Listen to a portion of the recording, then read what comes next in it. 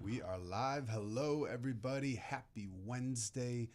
Glad to see you. Welcome to Hawkwind's Radio Picture Show, where we come to you live every Wednesday from right here at Q4 Radio Station in the beautiful Ukrainian Village neighborhood of Chicago. For those of you who it's your very first time, welcome to the show. We're glad to have you. If you've never been a part of the show, if you've never witnessed it, we are a show by Chicagoans for Chicago entertainment, media, and arts, whether it be musicians or bands or comedians, artists of all mediums. We love you here. If you like the show, hit the subscribe button, hit the share button, and we got a lot of really great guests coming up in the future here, and we're really excited to be promoting the art scene in Chicago. But as always, my name is Jack Dwyer. And I'm Jay Smooth. It's really great to have you guys. Jay Smooth, what's up with you, buddy? How have you been this week? I've been good, man. I've still been on that high of us going to that wrestling thing. Wrestling. The wrestling thing. Yeah, we were at Super Wrestlers over at the Concord Music Hall earlier this week, which was a riot. I think my favorite out of all of them was Pubic Moose. Oh, Pubic Moose. I can't get that theme song out of my head. Mm-hmm. Yeah, and he just scattered his pubic hair all over the stage. It was quite entertaining. It was so much fun. But I think my favorite part of the show was when we got to see the ultimate Stephen Flo. Yes, the iconic Stephen Flo. Who we believe we're going to have on the show next week. So if you like the show today, stick around. We will have Stephen Flo. Stephen Flo is on our show. For those of you who don't know who that is, I definitely recommend looking it up. You'll have a good laugh. Yeah, good viral sensation. Just really hit the map with his notorious theme song, Stephen Flo. But yeah, it was a good time, man. I was really glad that we were able to run into my buddy Chris Dixon at the end of it. He's getting back into the wrestling scene, man. I'm really, really proud of him. He's been a really great friend of mine since high school. And his character name is Bill Cosplay, which was phenomenal. He was throwing pudding pops out to the crowd and doing the Bill Cosby dance and all that. Dude, it was hilarious. It was an absolute riot. Me and Jay were having so much fun. We left and we're like, I didn't think I would be that inspired after watching all this, but you and I were both just like on cloud nine. Like, what did we just watch? You want to tell them about our show? About our show. April. About our upcoming show. We sure can. We have an upcoming show here at over at Reggie's Rock House. It's going to be April 18th. We have a lot of really great bands. Let me pull up that flyer real quick. You put me on the spot here, Jay Smooth. Great bands, great music, great food, beers, bars. It's $15 at the door, or if you get pre-sale tickets, it's $12. Again, it's going to be at Reggie's Rock House, April 18th. We have East Moon, Luzma, Anfang, Crime in Antarctica, and Maze Garden all performing for your viewing pleasure. We're going to have a lot of fun. We're going to be selling some merchandise, not only for us, but for the bands as well. If you want to come out, it's a great networking event. We're going to have a lot of really great people who have been on the show and people who are going to be in the show in the future. And it's going to be a really great time. We're really looking forward to it. And we hope you guys come on out and come support the local arts. Hell yeah. It's going to be a good time. You excited about it, brother? Dude, I'm ready, man. I'm pumped, dude. I'm excited. First of all, I can't wait to see all the bands perform. It's going to be fucking great. Second of all, I can't wait to meet a bunch of you people that are coming out.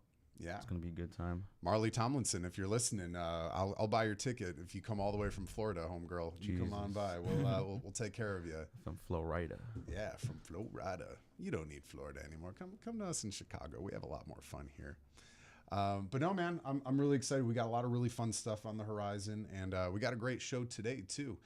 Here on Hawkwinds, again, we like to support music. We like to support comedy. And we really love it when we get to support both musical comedy. So everybody, please, welcome to Hawkwind's Radio Picture Show. Everybody give it up for Dana Norris. Woo woo. Welcome, Dana. Hello. Glad to have you on board today. Welcome to the show. It's good to be here. So tell us a little bit about yourself. For those who have never heard of you before, define yourself. Yes, I am a musical theater writer and a musical comedian. I like music. I like comedy. Ideally, people are giggling while they're enjoying some great music. And at least if the music sucks, hopefully the jokes are there. Ideally, they're both there. So, yeah. Now, you have a show up on, I see it's on Tubi, it's on Amazon Prime, it's on Roku, called Act of Faith. Can you tell us a little bit about it? Yeah. Act of Faith is a musical mockumentary. We always say think The Office meets Glee. It's about the admin team at a religious theater organization for children in the Midwest. Nice. Yeah. And what character do you play? I play Harper. And can you tell us a little bit about your character? Yeah. Harper is very apathetic. Works at it's called ACCT. It's American Christian Children's Theater. She works there for the paycheck, doesn't really care about what's happening. As the season goes on, she gets more and more invested, and she discovers her passion for sleuthing. What is sleuthing? Solving mysteries. Oh. Yeah. Oh, I need a dictionary. Yeah. Yeah. Well, very cool. Now, when did you get into entertainment? The first show I ever did was when I was 8. I grew up in a Christian theater company, and I did Robin Hood, and I was a townsperson, and that was my big breakout role as townsperson number 75 in Robin Hood. I really nailed it. It's very hard. So yeah. And are you originally from Chicagoland, or where are you from? Yeah, Chicago burb. So I grew up in Aurora. After high school, I lived in Austin. I lived in New York. Now I'm here in Chicago. Cool, Yeah. cool. And did you always think that you wanted to get into comedy? Were you into it, obviously from a young age, or? I grew up super sheltered, so like I wouldn't have been allowed to listen to most comedians or even like normal music, let alone like I guess I did like comedy. I watched Andy Griffith a lot, and I saw like old timey shows from like black and white shows, but not I didn't really get into stand up until I was like in my 20s. And did you have any inspiration that kind of paved the way for what you do? I really like Bo Burnham. Nice. Like I feel like we all do. I like him. I love Tim Minchin. I don't know if you know the musical Groundhog Day or Matilda. He did both of those, and he's bigger in like Australia, but he's very, very funny. I like him. I like James Acaster. They're all great. Yeah. Very cool. Now, tell us a little bit more about Act of Faith. How did you come to be a part of it? Me and the other writers, we had talked for years about writing the show and making it. And then when we were all quarantined together, like during lockdown in 2020, we decided to actually go ahead and get it done. Because not too long before that, one of the teachers who had really mentored Kyle, he's one of the other writers in the team, had killed himself a few months prior. And so we kind of made the show in memory of him, because originally we had told him about the show before he died, and he loved the concept of it. So we wrote it during lockdown, and we started shooting it in 2020. And it was kind of chaotic because we were trying to do the COVID protocols and all that in the midst of trying to shoot it. So, and what made it so complicated was the COVID procedures were changing every 5 seconds. And so like, it'd be like, okay, this right now it's masks and hand sanitizer and this, and then it's, okay, well now it's this, and it's gloves, and it's this, and now it's shields, and it's like, so that was interesting, especially because it was just never a new thing that had never kind of been dealt with before in the history of entertainment. And I feel like for a lot of us, we were just figuring it out as we went. The process of like, how do you make art and also try not to spread a virus around? Sure. It's a doozy. So yeah. Now I know that a lot of the entertainment scene kind of took a screeching halt around that time. What were some things that ways that you were able to overcome all of that? Obviously funding is a hard issue. Yeah. Getting people together. What obstacles did you overcome? Well, everything you just described. So, I mean, everything was shut down. Everything. But the upshot of that was we were able to get people involved we might not have been able to get involved had COVID not been happening. So our sound guy, for instance, his name's Bruno, and he's just fantastic. He's worked on everything you could possibly work on in Chicago. And he's a million years old, and he talks like this. He goes, the sound is terrible. We gotta do it again. And he's amazing. He's so good. And we definitely would not have been able to get him on board if things had been business as usual, because usually he does stuff with like Cinespace or whatever, but he was available because everything was shut down. And same with some of our actors who we were able to get involved in the project. So that was great. As far as funding goes, I think with any type of art project, that's always complicated. I have found that to get your art made, you have to build relationships with usually a network of people in the area who like what you're doing, want to support you. Because there are so many people who maybe they love the arts, but they don't know how to get involved. And they go, well, I'm not an artist, but I want to support people who do that. Or people who, you know, they want their kid to be involved in it. And so they go, hey, maybe I'll fund this project. And then my kid or whoever will have an opportunity. Like there's a lot of ways that you get funding for a project. But I would say just build relationships with people who want to invest into artists. And so we did that.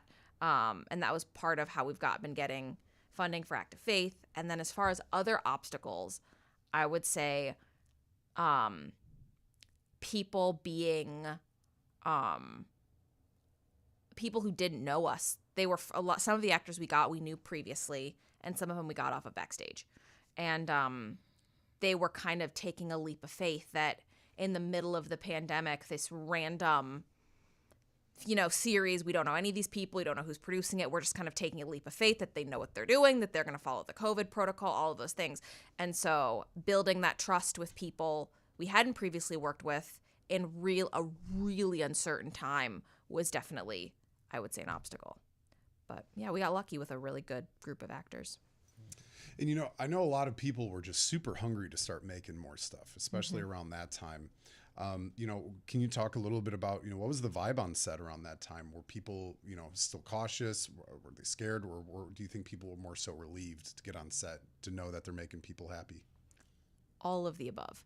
So we had the people who were just so happy to be doing something, to be working, to not just be stuck in their homes. We had actors who were scared to be there because obviously they're scared of getting sick, but they're scared people are going to judge them for doing anything during COVID, because there were certain people who there was kind of an attitude of, if you do anything, if you go anywhere while this pandemic is happening, you're a bad person. Even if you're wearing a mask and following the procedures, it's unsafe. So there were actors who felt like that and felt scared that people were going to perceive them that way. And then we had people who, were just loved the script and were like, yes, I want to do this. So we kind of had the whole smorgasbord of feelings on set. I felt like it was a really good culture on set. We had some actors, when the season was done, tell us they felt like it was a really nurturing set, and which is great because, why would you not want that? Actors do their best work when it's a quasi-healthy environment. So, yeah. And are you guys still filming it, or how many seasons have you done? So our first season is out there. We're midway through our second season. Oh, terrific. So, yeah. Very cool. Yeah. Through we've been, over the course of the past year or so, shooting season 2 in chunks. So we're kind of paused right now, gearing up for these next chunks we have to shoot. And the second season's going to be a little bit longer, just because we're doing more with the plot. And the first season we was all set up because we knew where we were going with the story when we started filming season 1. And so actually being able to see the story through, we needed more than 9 episodes, which is what we did with season 1. Yeah. And what's the process like of getting it onto Tubi or Amazon Prime? Like, do you got to submit for that? Do they find you? What was that like? So right now, getting your stuff up, and streaming in general is just the wild, wild west. And everyone knows this. The rules of how television used to work just don't really apply anymore. And so what Kyle who's I mentioned it before, he plays Ollie on the show, also in the writers. He really spearheaded all of the research for how we're going to get this out there. So he just researching how this works. We ended up using Film Hub as a distributor, and Film Hub kind of has a bad rep because it has a reputation for essentially scamming young artists, making them, people who've made the content, pay them to put the content out there. We didn't have to pay them. They took our stuff. They wanted to distribute it. I think we got in on the ground floor with them before they got a little bit more popular as like a distributor. And so we went through them, and we almost went through Angel Studios at one point. I don't know if you're familiar, if you've seen like The Chosen or any of That's All Angel Studios. And so we almost went through them. We didn't end up using them. We went through Film Hub. And that was a mountain of red tape. It felt like, anyway, never ending hoop after hoop after hoop, just mountains of red tape. And I remember being like, okay, we're done, we're ready, it's gonna go up, and then we'd get an email. They'd be like, hey, we're gonna do subtitles in Hindi too. So now that you've got to translate all these into so okay, we're all done. Great. So now, actually, we think there's a problem with this thing. There need to be musical notes next to all of the subtitles where they're singing. We're like, what? And there's just like so many things. And so finally, when we were actually done, it was like we were so exhausted, but it was good to actually get that done and get it out there. And when did you find out that you were hitting these streaming platforms? Because that's got to be pretty exciting to know that you're on such a big platform for people to view you. Yeah. I think I knew it was spring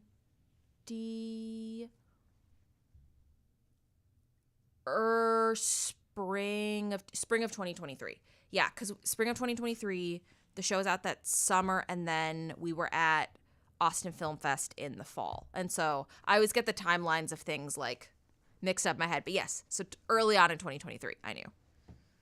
And what was that like? You know, like, was it a group chat? How did y'all find out? Oh, I just think probably Kyle called me and was like, hey, this has happened. So yeah, this is what's going on. And I was like, yes. It's exciting. There was one time where we were getting real close to being finally done and Film Hub greenlighting us. And there was another task with the subtitles that needed to happen. And Kyle was like, Dana, I can't do them. I'm so tired. And I was like, Kyle, you got to do this. And I was like, I will give you a neck massage and you're going to get these subtitles done right now. And that was how we got it done. I'm giving him a neck massage while he's typing up these subtitles. And that's actually how we got through the last leg of getting all our boxes checked for Film Hub to let us be up there. So, wow. Yeah. That's incredible. I really didn't know that they made you guys do all that, especially for subtitles and stuff like that. There's no AI program or anything that can just kind of record that, or? I mean, I'm sure there is. I don't remember how much or how little we used for that. AI wasn't as developed back then as it is now. There's, so much development even from what was there even 6 months ago. Sure. And so, yeah.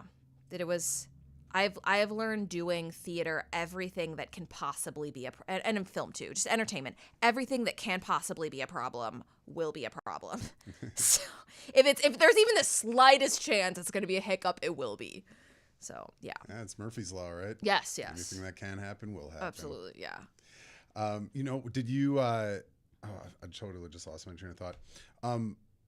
Obviously having a theater background, a comedic theater background, a lot of people, especially in Chicago, when they get into the art scene, they come from that theater background. Yeah. And I was hoping maybe you can talk about how important it was for people to see that. And, did you get any really great feedback from all your theater geeks in the community who were like, this needed to happen. I'm so glad this happened.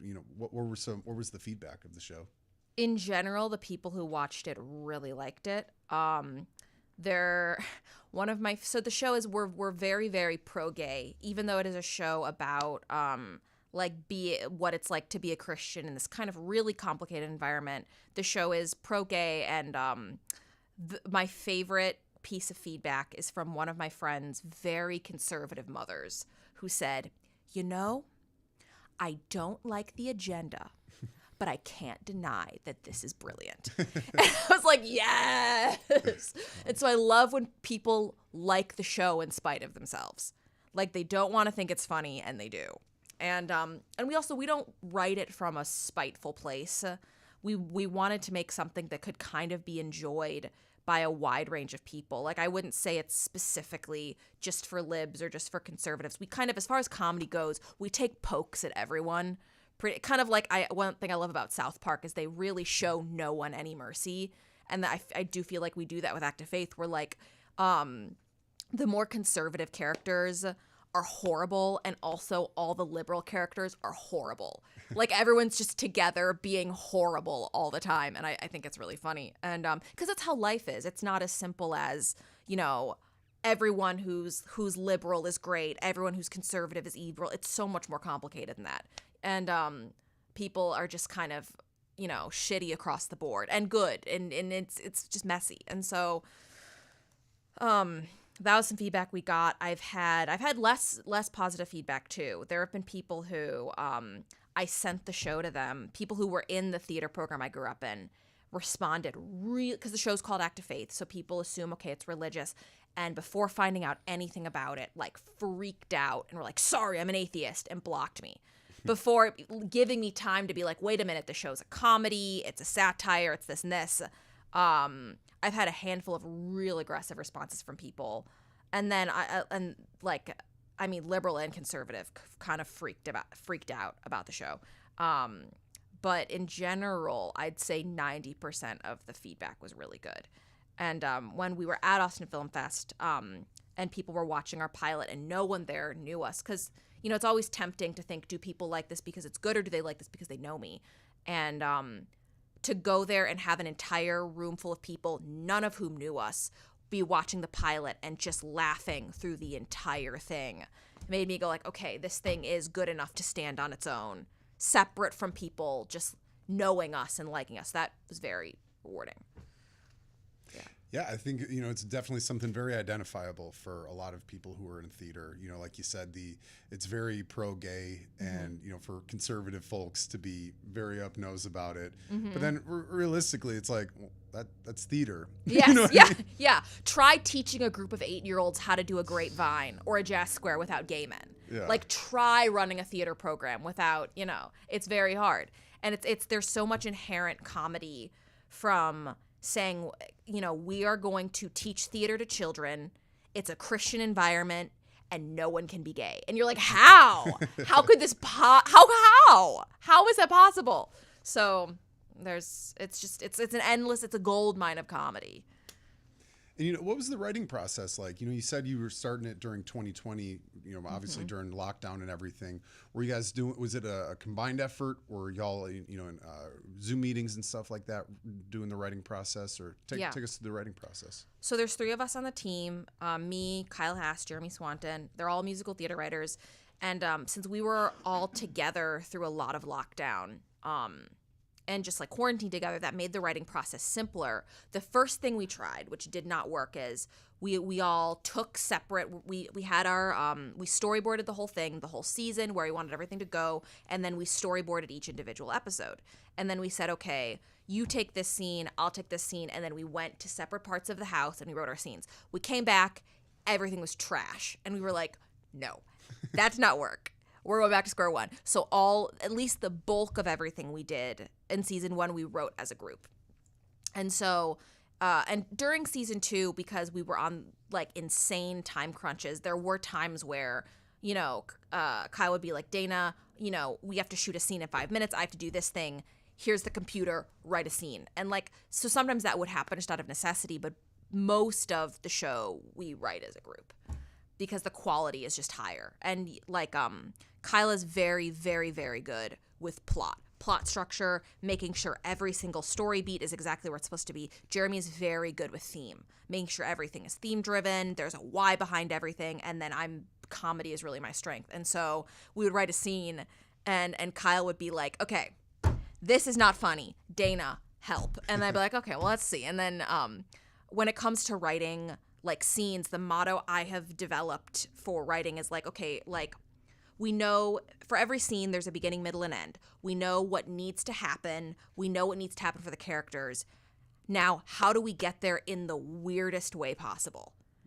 Like, instead of them just having this conversation, how do we find the most bizarre way for this exposition to unfold, for the plot to unfold, like whatever. And the weirdest way from point A to point B, I find, is the best way to creatively write a scene.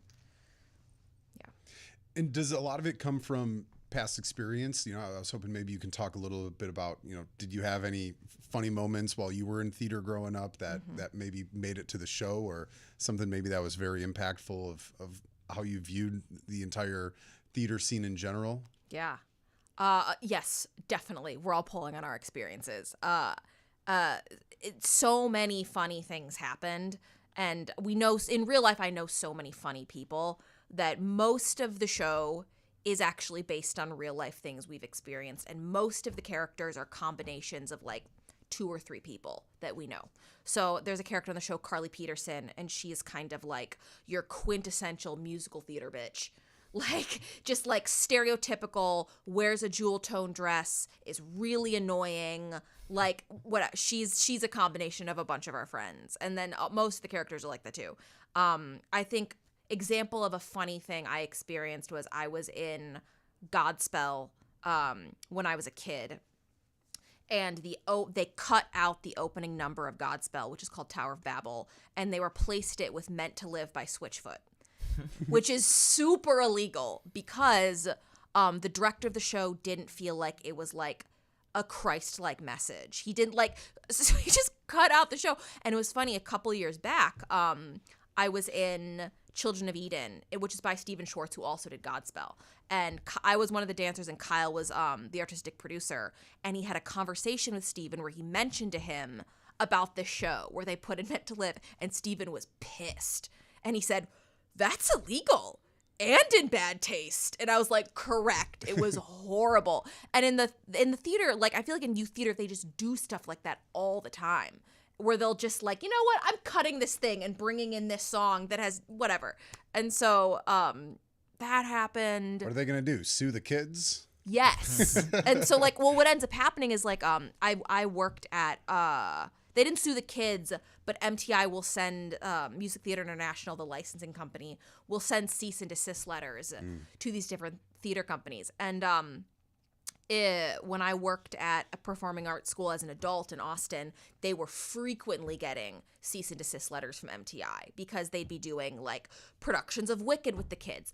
For like the amateur rights aren't available in the U.S., so that's super illegal to do a production of Wicked. Or they would do like Grease meets Star Wars, where it's like the music of Grease and the story of Star Wars, and it's like, why is there a pod racer song with Go Go Grease Lightning? Like, I kind of love that. Though. Yeah, they were like 4, so it was really cute. It was super cute, and like the little girl's dressed as Leia, and she's singing "Hopelessly Devoted to You." You're like, this is so cute and illegal. So yeah, all of that stuff went into the show. Yeah. That's funny that you say that about, just the legality of all of that. When I was a young kid, it was my very first like theater experience. It was out at St. Christina Catholic Grammar School, and we were performing Grease. I was jock number 3. Yeah. And I remember they were definitely like taking some liberties with it. Like a lot of liberties. And I think they got hit with it. They were like, hey, this is illegal. We can't, be changing too much. And I remember they were like, and also too, it's, I'm sure, you guys probably talk about it on the show of having some things that are maybe more PG-13 rated R, but having kids do it, especially for something like Grease, where you watch it as an adult now and you're like, oh, Rizzo was pregnant, or like, she thought she was. Until she's not. Yeah. And I remember they were taking some liberties, and they were like the one line, like, tell me about it, stud. They were like, we can't call men studs. You guys are, 14, 10, 13. Yeah. So they were like, well, let's change it to tell me about it, bud. And then at one point they're like, yeah, we're just gonna have to scrap this whole thing. Thanks for coming out, kids. Glad you were off the streets. That's so funny. I did a production of Hairspray where we weren't allowed to say the song a woman found out if she shook it she could shake up a man. We weren't allowed to say that, but they kept the Boink Boink song in. And the lyrics to that are, baby don't eat, baby don't sleep, baby just wants to do the boink boink. And for some reason, we were allowed to do that song. But that other line, we scrapped. And so, like, it was always kind of interesting to me, all over the map, the things that got cut and the things that were allowed to stay in the show. But, yeah, it was a wild time. Man, that's funny. Because, yeah, I mean, it's a weird thing to, like, push certain topics like that onto kids. Like I'm sure you could never do like Rent with kids in Yeah. theater, you know. Yes, I mean, if they're in high school, there's some wiggle room, but Sure. like definitely not in elementary school. It's like, wow, this 8-year-old gave such an authentic performance of what it's like to die of AIDS. Wow, that was just, he really understood the nuances of what that would be like. It's like, no. And like he lost all that weight for the role too. It's great. Exactly. Method He goes home acting. like, "Mommy, what's AIDS?" Yeah. Imagine doing like Angels in America or the Laramie Project with like Jesus. 3rd graders. But Oh man. yeah. Oh God, that's so funny. So what else do you do outside of entertainment? Well, good question. Nothing. No. People always ask me this question. I have to think about it for a second because there's most of my life is if I'm not doing comedy, I'm doing, musical theater, or I'm writing something. And if I'm not doing that, I'm playing guitar or like, so let me think, what do I do? I like to go on walks sometimes when it's warm. I like eating snacks. Hey, amen to that. I take naps.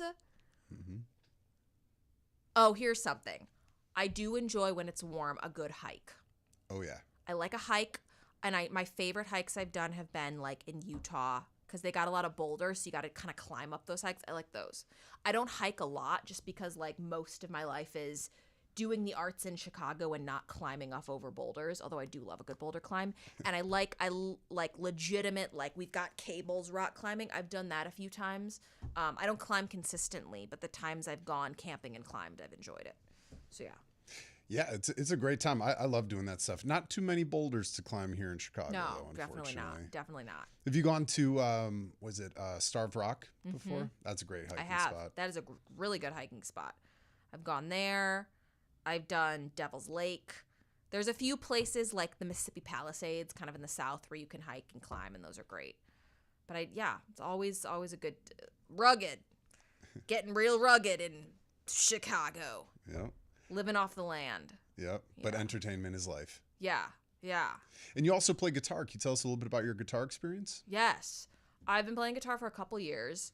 My goal, because one of my best friends is just a phenomenal guitar player, like cream of like absolutely phenomenal. And so a couple years ago when I got it in my head, I was like, I would like to be able to do guitar, and if I can do like bare minimum, just play some chords, I can do musical comedy, I can whatever. And so I've done that, and then I've started integrating more music into my stand-up and all that, while my kind of being mentored by my friend who actually knew how to play. So it's very helpful having a buddy to kind of guide you to make sure you're not going too far off the rails. And I've been doing the same thing with piano the past couple of years. And my sister plays really well, so I've kind of had her to, same thing, kind of guide me, make sure I'm doing all the right stuff. So yeah, I've been doing that. When you do like your musical comedy stuff, do you write like your own music or do you use other people's music? No, I write all my own stuff. Do you write music first and then like the comedy stuff, or do you write the comedy to the music? Usually I think of the jokes and the lyrics first, and then I'll do the song afterwards. I'm sure there have been times when I thought of a melody first and then came with you, but usually if I'm writing for comedy, it's the jokes come first. Yeah. And what do you like to joke about in your stand-up? I like to talk about theater a lot. And I like to joke. I talk about religion some, and I have some like dirty, more blue humor too. But what I've been doing more and more is creating jokes about theater, and because I mean it's such a cliche to be like you should write what you know, but like this is what I know more about than anything, and like I eat, sleep, and breathe like theater and musicals. Like before I came here, I was putting on makeup in my bathroom and I was watching a documentary of Stephen Sondheim talking about the process of writing Assassins. And then on the way here, I was listening to the Ride the Cyclone Cast album, which is like a different musical. And so that's just like consumes me all the time. So it probably should be what I talk about in my stand-up. Sure, yeah. And it's like I said before, it's definitely not identifiable for a lot of people in the art scene, having that background to it. Yeah. You're also working on a stage musical right now called Faceplant. I was Yes. hoping you could talk to us a little bit about that. Yes. Yeah, so Faceplant, a musical freefall, is about a man who falls off a 10-story cliff and lives. So the theme of the show is that you have to actually grow as a person. And it's like thematically kind of similar to like Groundhog Day the musical, Into the Woods, Pippin, these shows that are kind of about personal growth, but it's stylistically more like South Park or like a Star Kid musical or like Dr. Horrible's sing-along blog, because I love shows that have these more spiritual themes to them, like Carousel would be one, and I like shows where R.I.P. Billy Bigelow. Yes, rest in peace, Billy. Octet. I love the times I've left the theater having these like transcendent spiritual experiences, but I want people to laugh.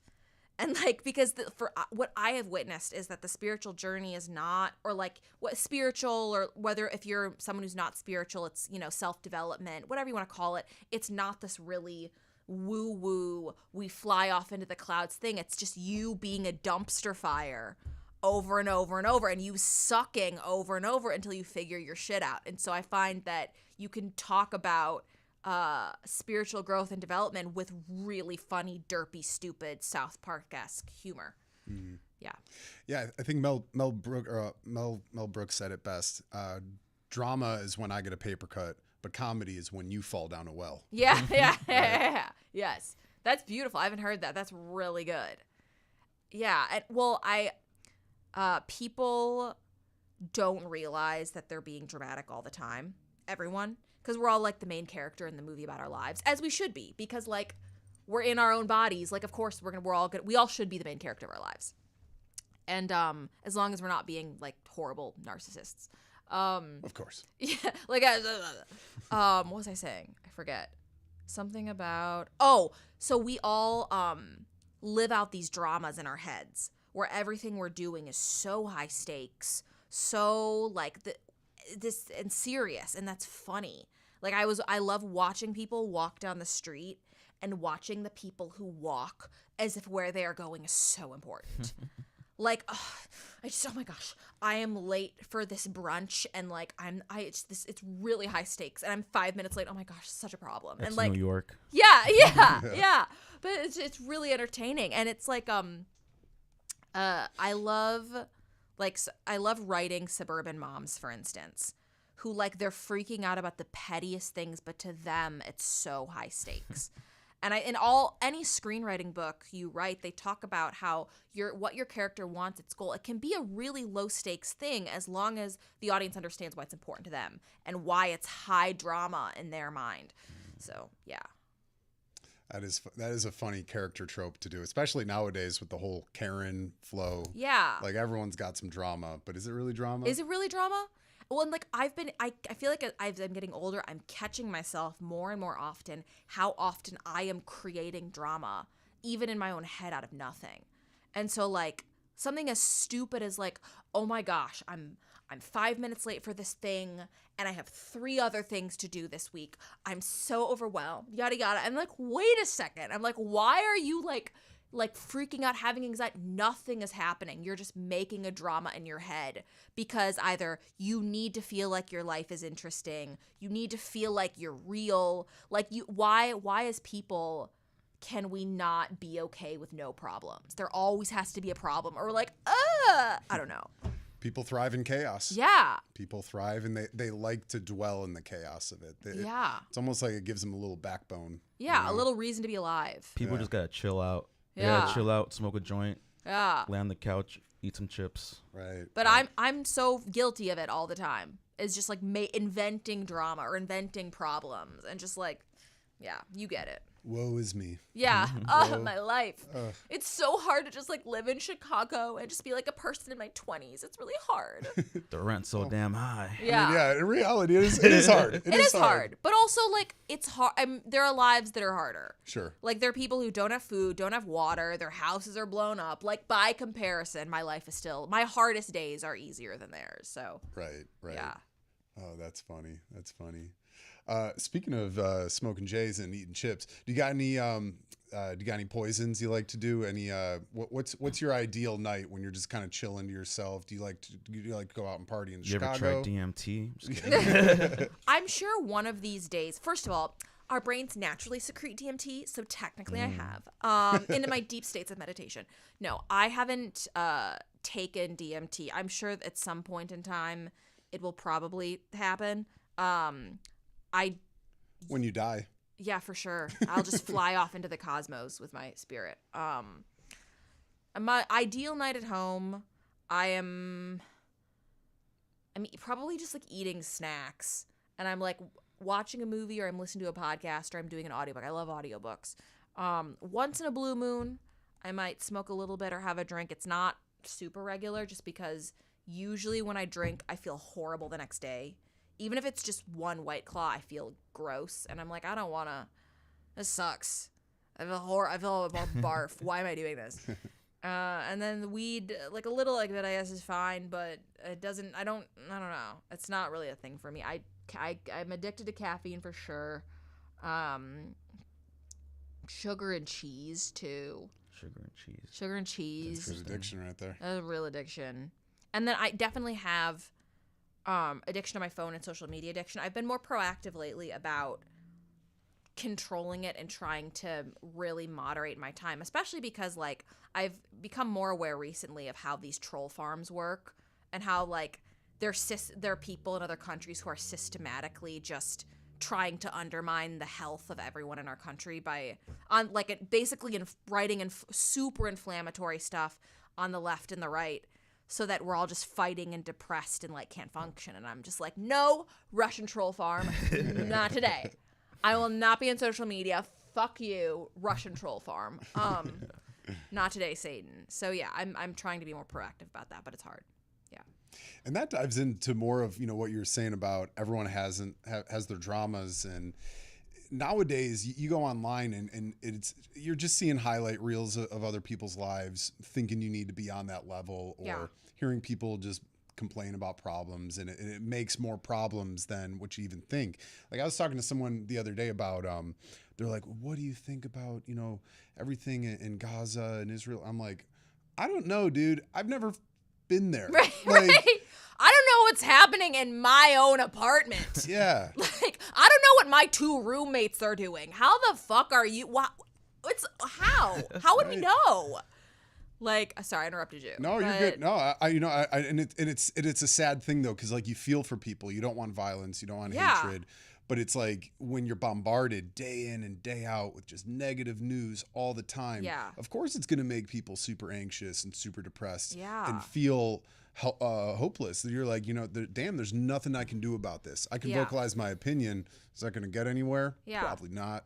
And the thing is, there are things that we all can do. There is hope. There is action that can be taken, but they are trying to make us. And when I say they, I just mean like the forces of evil, whoever those people are, the government. Yeah, capitalism. They are trying to make us feel like there is no hope.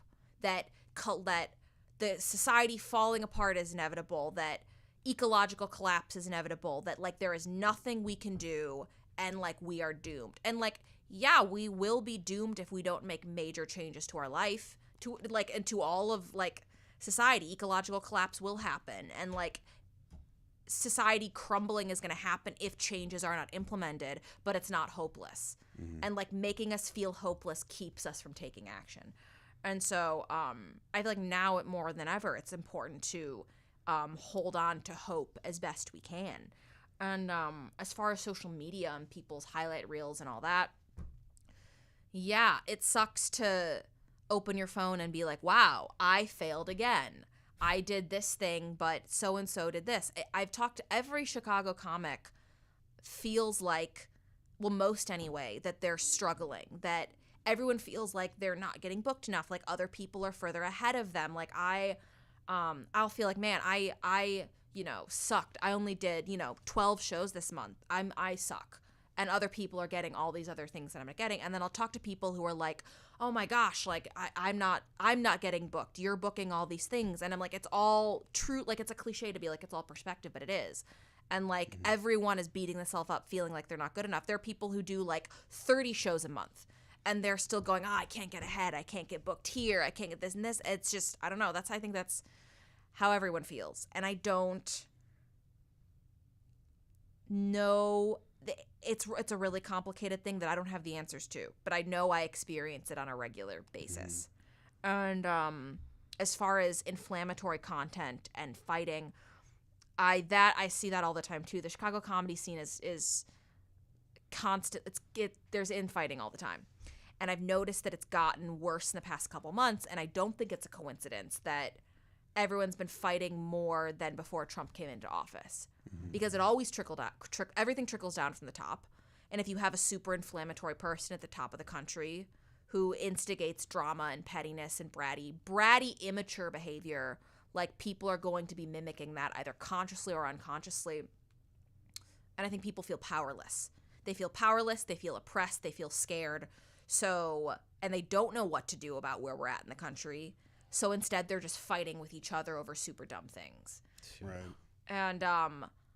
And I've noted there's been such a spike lately in the amount of, like, fighting and infighting in the Chicago comedy scene. And I'm like, this is for sure a connection between anyway. Monkey see, monkey do, yeah. No, yeah, I monkey hear see, ya. monkey do, yeah. And I think it's harder too, especially for a lot of, I think this maybe goes for everyone in the entertainment spectrum, no matter what part of the tree that you're on, no matter what branch, is that, like, you see all these people on social media where it's like someone recording a video from, like, their car in their driveway, and it gets millions of views, tons of content, people following them. And then you got, like, the people who are really, really gritting their teeth, and they're really, like, getting their nose to the grindstone. Yeah. And they feel like they're not going anywhere with it. I was hoping maybe you could talk about that, of like, because that's such a shitty thing of, like, if you've been in the game for 10 plus years. Yeah. I mean, for instance, I had, not to tell too much, I found one of these trolls that you speak of, the mythical trolls. Yeah. They're not so mythical. They're Found real. They're real. They're very They're real. very much real, and they a lot They of are a them, force of evil. They're like underwear gnomes, dude. Yeah. and a lot of them look like trolls too. Yeah. Really. And it, I was going through this page, and it was just Troll City. This person was just trolling this, trolling that, trolling all these people, but then trolling trolls. I don't know. It was a weird thing. And my girlfriend was like, "Are you jealous of them?" And I'm like, "Jealous? This troll? What? Me jealous?"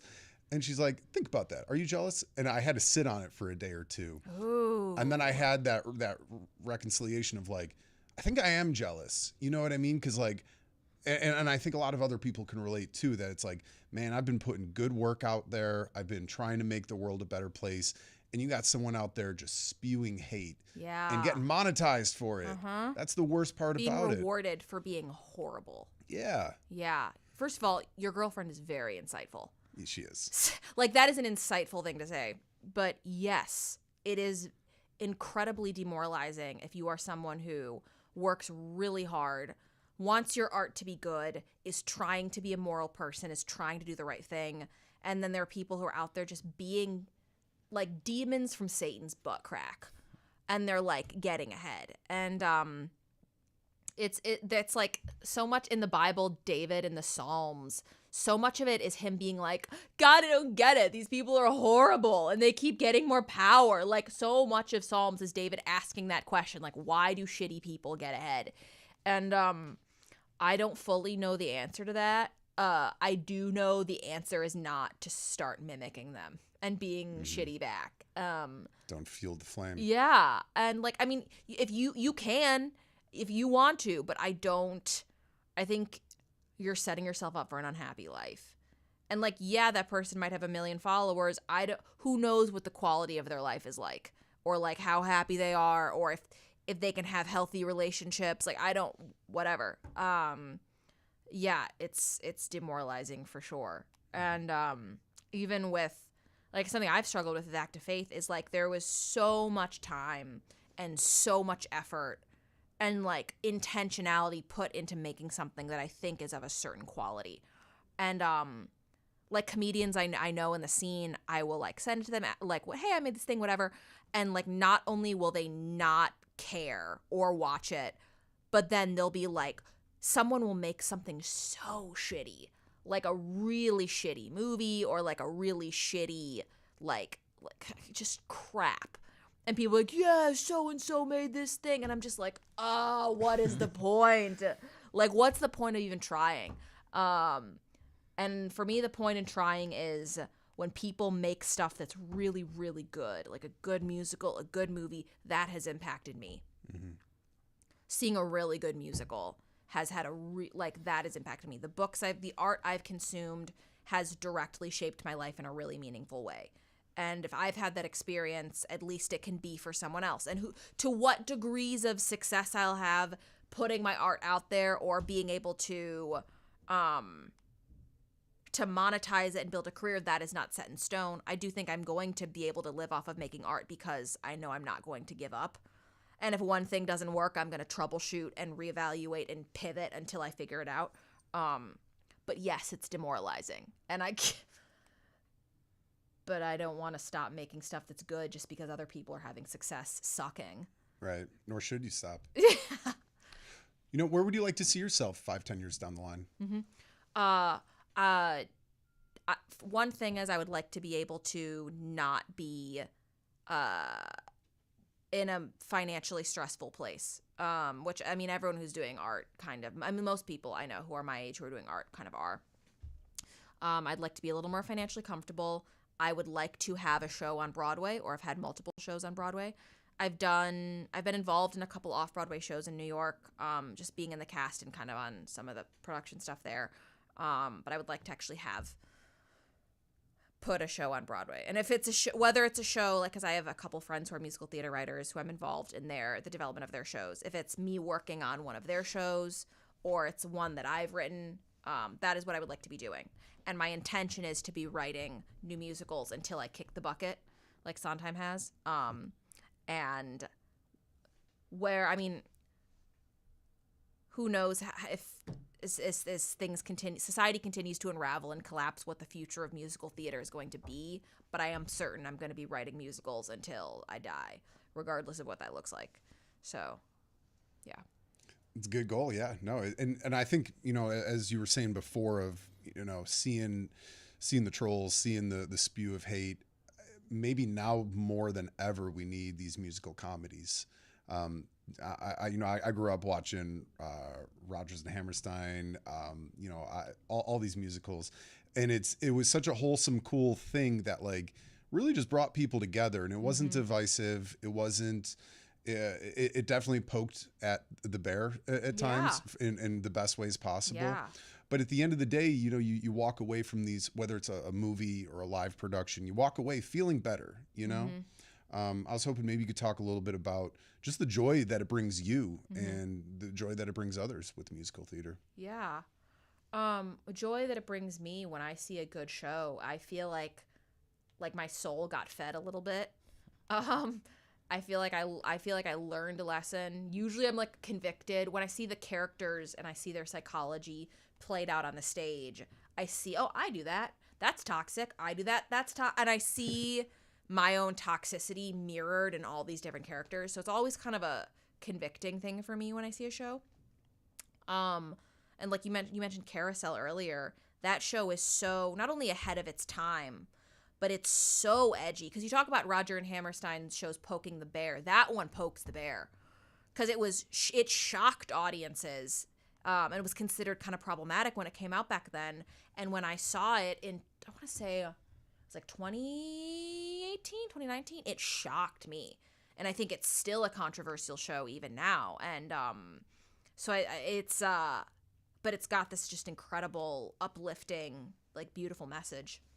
And so, yeah, I think people need that. People need art, and people need art that's not just violent. And it's not just there's no hope. And because I think it's okay for, there to be sad endings. I think it's okay to have anti-heroes, but I don't think it's productive for the message of art to be, oh, well, there's no hope.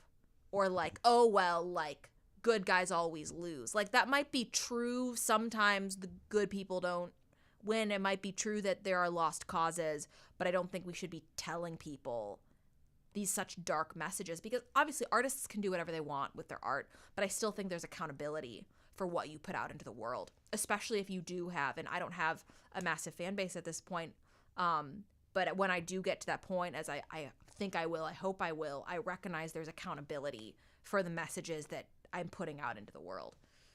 And then what else did you ask me about? You said, the joy it brings me. Yeah. It just fills my spirit every fucking day. And what I like with theater is I like something to think about along with having an emotional experience. And like Sondheim shows they're very like intellectual, and and that's, if that's not your thing, you like other types of musicals that are just more fun, that's okay too. But I love having something to think about and chew over while I'm having just these emotional experiences. And I like that I feel like I understand human psychology better after having watched a show or like listened to a cast album. And like I think in there's a show, it's called A Little Night Music, and the opening number is so they're all getting these like invitations to come out to the country, and the way they're all responding and what you see about their psychology. Someone's like, a weekend to the country? How absurd. We're going.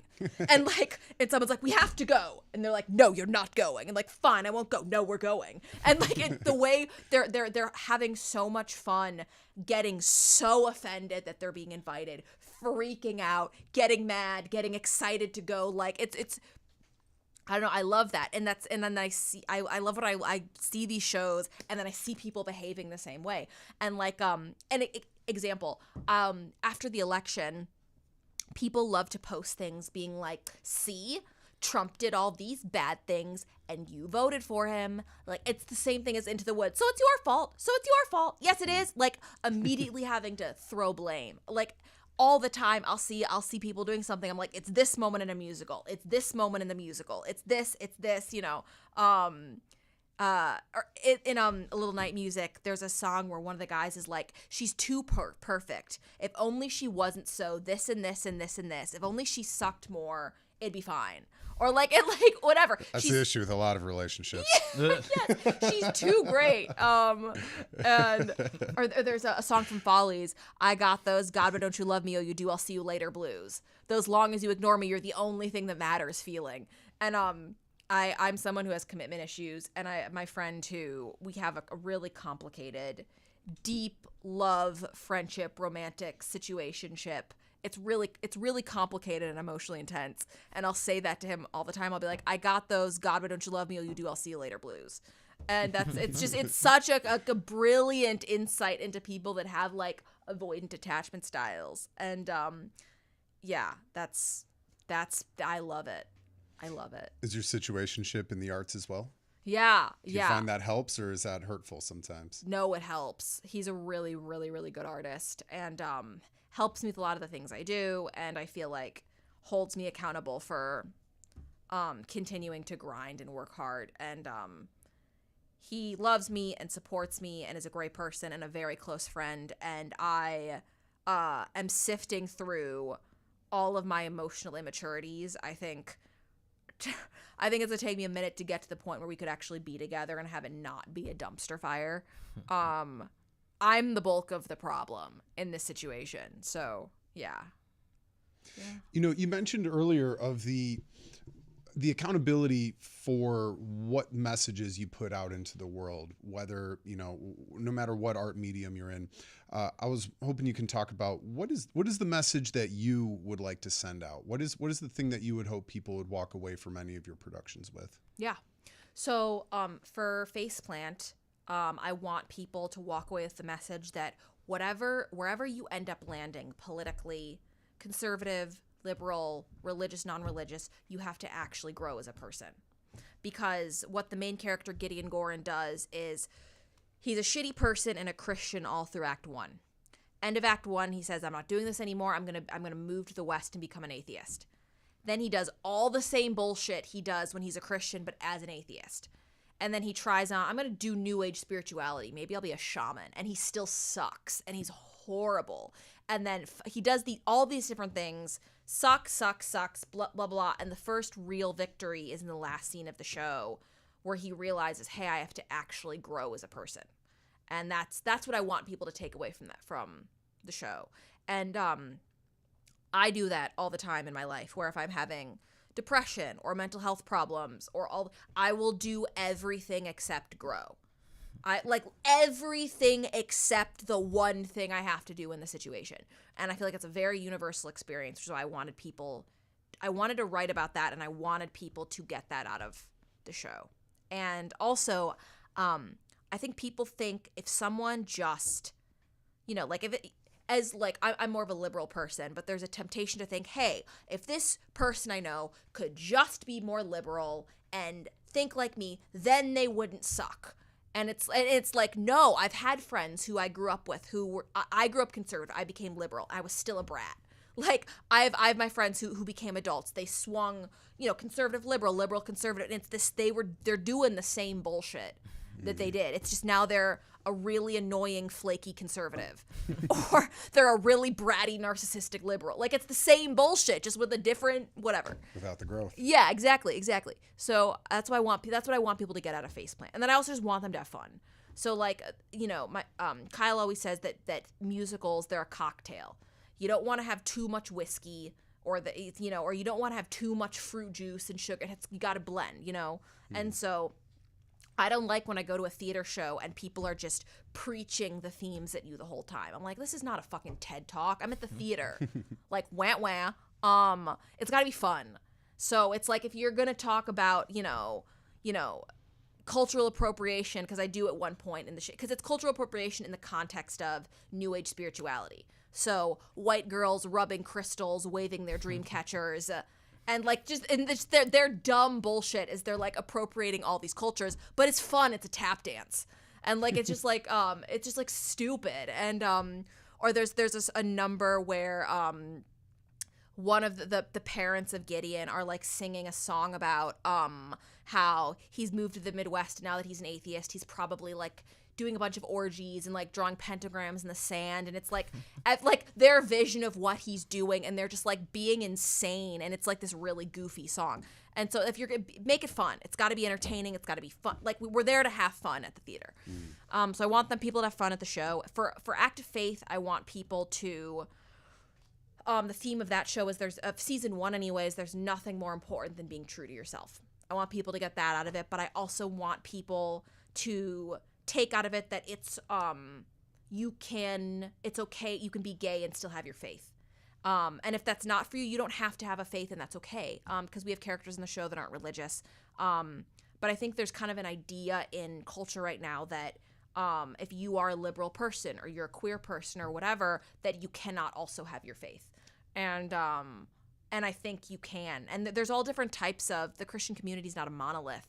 There are, there are more liberal Christians, there are more conservative ones, there are people who their faith makes them better, and there are people who their faith makes them a fucking monster. Mm-hmm. So it's we show a broad range of those types of people in the show. There are Christian heroes and Christian villains in the show. And so I want people to think that it's okay to have faith. And also that faith isn't inherently bad or inherently good. It's kind of how you use it. So I want people to take that away from Act of Faith too. Does that answer the question? Absolutely, yeah. And it's an interesting thing. You're I think you hit it right on the nose, where people, no matter what side of the political opinion you're on, people feel sometimes that you can't have religion and your political beliefs at the same time. Yeah. And especially in the last 20 years or so, I've totally seen a shift of like, oh, you're religious, oh, blasphemy, I can't, they have these preconceived ideas of how these people think, and it's like, well, hang on, like, you don't fucking know me. Yeah. And two, it's this is it's a cultural thing. It's a communal thing. Yeah. Are you religious at all? Do you practice religion?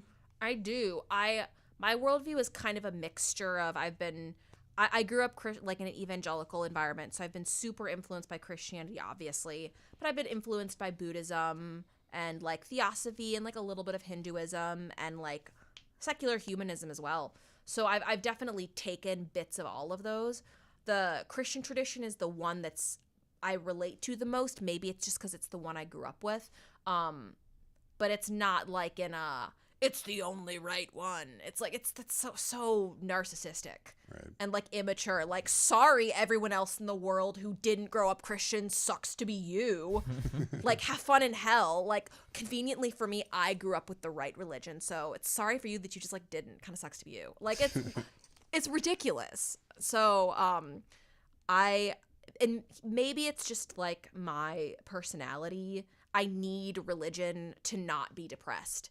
What if it's like I need to believe that I can look at a flower and be like, God's the essence of the flower, whatever. Just like I like to like talk to a person and be like, you know, God was coming to me as this person, and like the face of reality. There's this like quote that like God comes to you as your life, and so like all the people I interact with being the face of God to me is how I need to see the world to not be sad and depressed. Because if it's just like if there's nothing else, I'm like, that sucks. And maybe I'm just like Delulu and need like a magical fantasy fairy world to cope, but I just know that life is way less fun if there's nothing. Like, I like ghosts and aliens and magic, and maybe I'm just a writer, I don't know. Maybe I just like fun stories. But yeah. And it's such a hard thing because you know you can't assume that you're right, and that is very narcissistic to be like, I'm right, you're wrong. This is just my upbringing, because it's like at the end of the day, have you been to heaven? Do you actually know what it looks like over there? Oh, trust me, buddy, I've been to heaven a couple times. Well, that's what DMT will do to you. Yeah. It's golden. There's a massive football field. Like, yeah. How do you envision heaven? I envision heaven as just being like one with God and one with the cosmos. So like I feel like I'm still me, but I'm like one with everything. And the metaphor I would use is like a river is made up of a million little droplets, but you're still in the river. And I imagine that all the souls are like at peace with each other, and it's just like this beautiful, blissful thing. But maybe not. Maybe I just die and I'll reincarnate as like these headphones. Who knows? Do you think there's a difference between like being religious and like being spiritual? Because I don't like find myself to be religious at all, but I do find myself to be a little spiritual, I guess, and a lot of things that you're describing, I kind of believe in that stuff too. Yeah. You think they're the same thing, or is it difference? It depends on the person. So there are people who are religious but not spiritual, spiritual but not religious. They're religious and they're spiritual. So they're not the same thing. I mean, they can be or they cannot. It kind of depends. I think it comes down to the practice of it. Yeah. You know what I mean? Like, you could be religious, but if you're practicing religion, that's different than just being religious. Or like if you're actively participating in spiritualism of like, I'll just be honest, one of the most, I think, one of the most like religious experiences I think I've ever had was on magic mushrooms. And I was like, oh wait, it all just kind of makes sense now, you know? And maybe that's the spiritual aspect of it, but acknowledging that, and like you said, treating everyone as if they're a form of God coming into your life, that alone is the practice of it, you know? Because I mean, you could be religious, you could be spiritual, but yeah, the practice of it and putting it into the world is a whole other aspect. Because man, I grew up Irish Catholic. Got my neighborhood on here. But you know, you'd see some of the biggest scumbags on, you know, Friday, Saturday night being first row in the pew at church on Sunday. And it's like, well, yeah, you're religious. You're practicing it by coming to church, but are you practicing it the 6 out of the other 7 days of the week? Yeah. Are you making any effort to not be a dirtbag when you're not at church? Right. Yeah. Are you actually, is what you're doing at church or your practice impacting the way you live in the world at all is always the question. And Jesus says, you know a tree by their fruit. And I think that applies to any religion, regardless of what you're practicing or you're spiritual. How that person lives in the world is a really good indicator of where they're at spiritually. If someone's, you know, I've met people who meditate constantly and they're horrible. Like, or people who meditate all the time and they're great. Like it's, you know, it really is a case by case thing. But the thing I always use is my metric is like, if I'm moving towards love, beauty, truth, I'm headed in the right direction. And I think that's regardless of if people, whatever their faith is, if you're walking in the direction of that, I think you're always kind of on the right track. And religious, spiritual, whatever, I think that's a good. It's because whether I feel like God's being God, if the God of Hinduism or Christianity or whatever, you know. Do you think all gods are like the same person, just interpreted in different ways? Kinda, yeah. I mean, they're these like archetypal figures who appear in every religion, and these archetypal stories, and like and I don't know. I mean, I haven't been to the other realms. Maybe there are aliens and interdimensional saints, and like maybe they are different. But I feel like it's one God. It'd be in the same God of the people all over the world, regardless of if they're practicing one religion. But I also don't know. I've never been to heaven, like you said, so I might just be wrong and delusional. And I think a lot of it is acknowledging a higher power. You know, I've talked to people in AA, and they talk about a higher power, whether it be God or whatever spirit that they believe in, to have that knowledge that, or that understanding that there is something more to just this realm that we're living in right now. And whether you call them Yahweh or Odin or God or Buddha, whoever it may be, is as long as you can acknowledge that higher power who puts you on that right course of ethical life, of an ethical life, I think that's really the more important part of it. You know, it doesn't matter what you call it. Yeah. It's the deeds that make the person. Yeah, you know? Truly. And like just not being a dick. Yeah. Which is hard. It's hard. It actually is hard to not be terrible. And I think it's easier to be a nice person than it is to be a dick. Nice is different than good. That's from Into the Woods. But you're right though. But you're right. Is nice different than good? Yeah, because you could be nice, but then be not good. Yeah. Some of the nicest people are like can do terrible things. Right. But life is so hard and confusing. But it's so much easier when everyone's nice to each other. It's so much easier. It bums me out when everyone's being mean and violent. Right. Violence sucks. Right. It sucks so much. And I think that's like, I'm going to take a stab. Are you a millennial? Yeah. Well, cuspy, 96. 96. Yeah. Is that what they're called? No, cuspy. She's on the cusp. On the cusp of Gen Z and millennials. Oh, cusp Z. Cuspy. Oh, cuspy. Yeah. What'd you call me? I'm kidding. No, I think that's a thing that a lot of people born in the 90s are kind of instilled with, of like this urge to be overly nice, even when like they're not good, or even in their own home life when things aren't always great, and like, oh my God, thank you so much. Like I'm so guilty of that. My girlfriend's like, you don't have to thank everyone every time the waiter comes to the table. Yeah. I'm like, I know, but I feel guilt, and I feel like it's making them happier. Yeah. So I do it. Yeah. But I don't know. I guess it all comes down But to you intention. do have to say thank you every time a waiter comes to the table. You should. You most certainly should. And you should tip well. Don't forget to tip well. Yeah. The Penance. Yeah, penance. It's also a Midwest thing too. Sure. Like the being overly nice thing for sure, and just kind of the performance of being a nice person.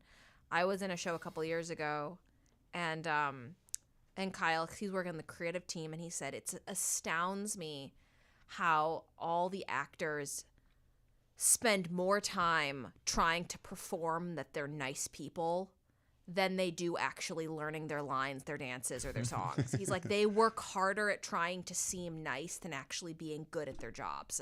Huh. And I was like, you're so right, and this is why the show sucks. But yeah. You know, going back to religion, have you ever had a profound religious experience that kind of set your navigational courses?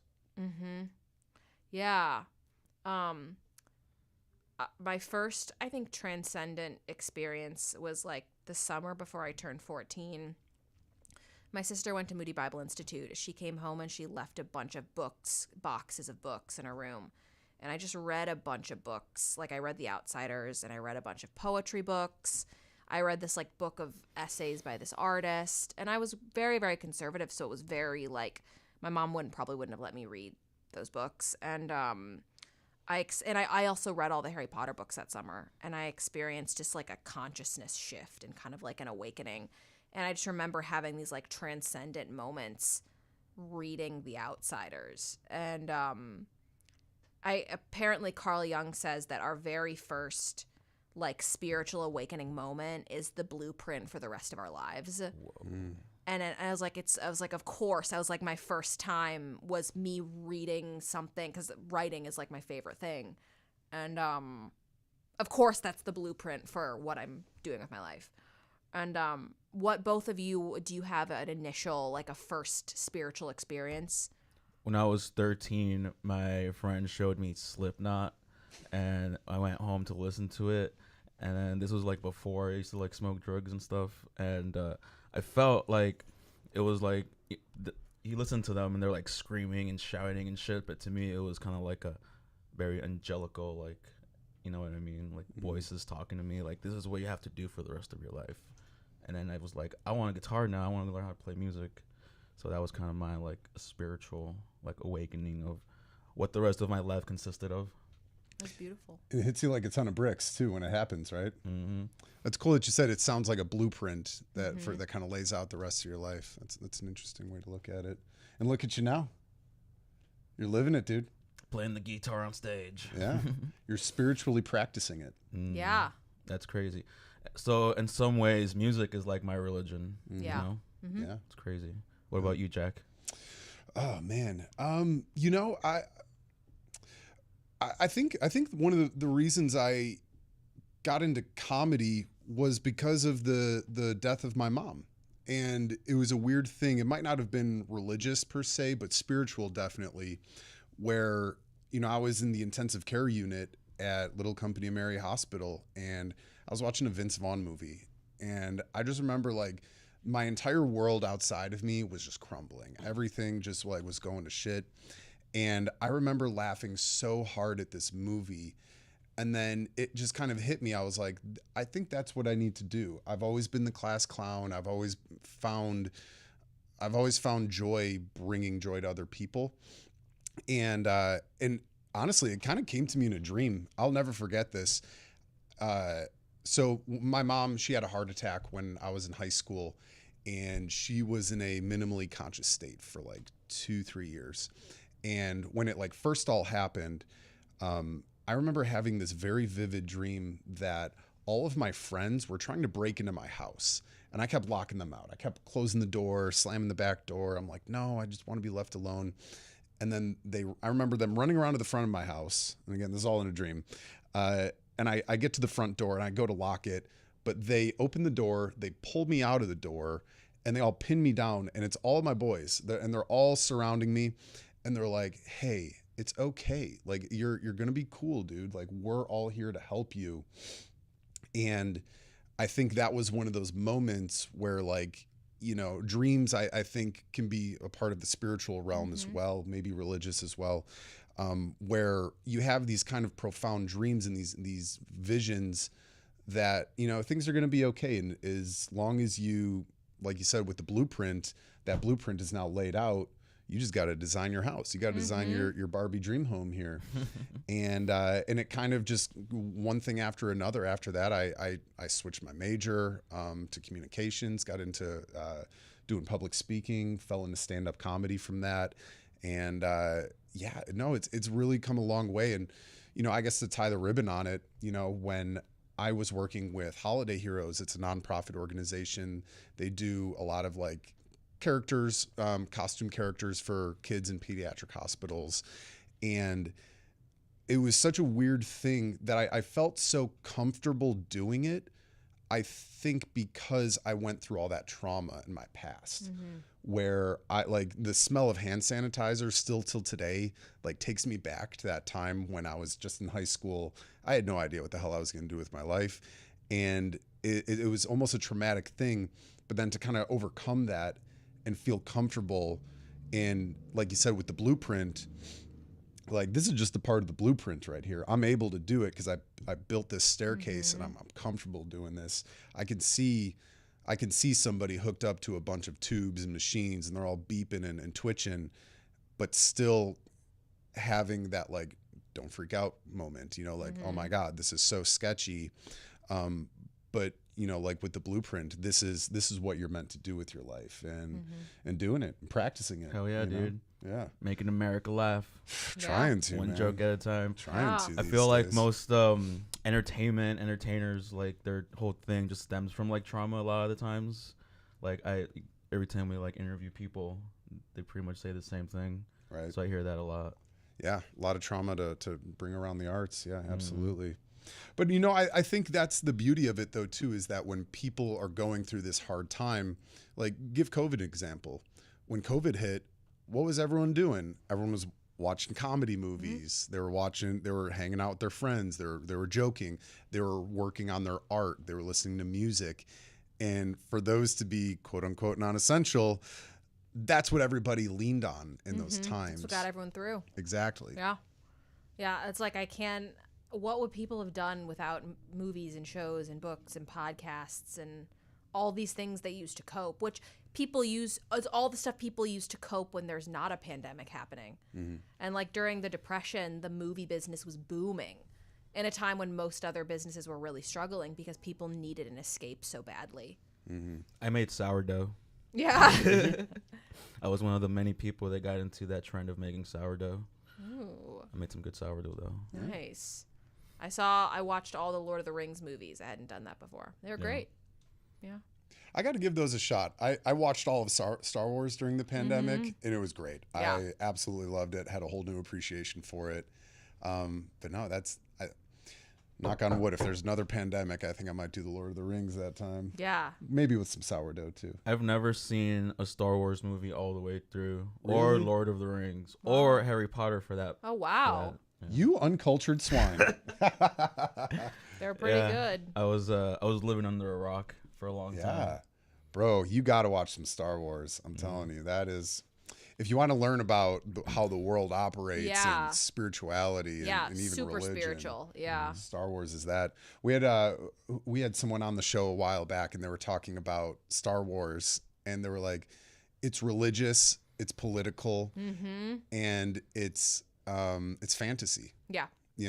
But there's so many ties to the Bible, different wars that have happened. Yeah. It's so interesting. Because George Lucas was a Buddhist Methodist, and he pulled from both of those, and you can see that in kind of how Star Wars is laid out. The Empire Strikes Back is my favorite one, That's a great one. but yeah, they're great. I highly recommend. You guys have a favorite Star Wars character? How much time do you got? Oh man, I've never What do you seen got? it, but if I was gonna pick one, I'd probably pick Chewbacca. Yeah. Yeah, Chewbacca's great. I don't. This isn't a favorite character, but one of my favorite things in Star Wars is how the Jedi Council sucks. Like, they're supposed to be, I don't know which one of them is my favorite, but they're like supposed to be these wise gurus and sages, and they're so immature, and they just like bully Anakin all the time, and they're supposed to be these gurus, and like I love the way George Lucas portrays the wise, sage peacekeepers of the galaxy as these just like bratty people who contribute to Anakin becoming a villain.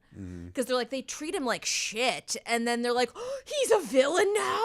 How did this happen? It's like, we've watched how this happened. Like, you guys did this. But Sounds like a U.S. government. yeah, right. yeah. Elon's evil now. What the hell? How did this happen? It's like, we all saw this coming. Like, anyone could have if they were paying attention at all. You're the prodigal son. You're not the prodigal son. Yeah. It was funny. Like I don't like Elon too much, but like when he came out with this fucking dark hat, he was all like, this is dark gothic MAGA, and like that shit fucking killed me, bro. That shit was fucking hilarious, Yeah.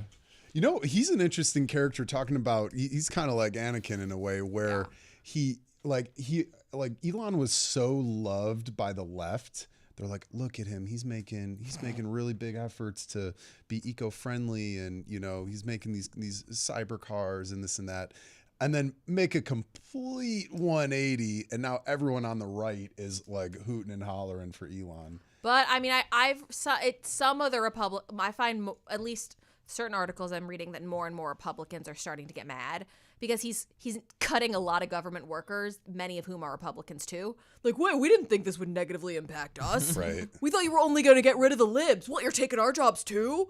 I think I think Elon's a little cuckoo for Cocoa Puffs. When the more and more I read about him and how many kids he has with how many women, Jesus. and like I'm like, this guy's fucking nuts. I think he doesn't like the idea of anyone telling him there are any limits to anything. I think he's enjoying being God, and right now he's getting to be God because he has all this money and like whatever. And I think he kind of, I mean, yeah, like Anakin or Palpatine or whoever.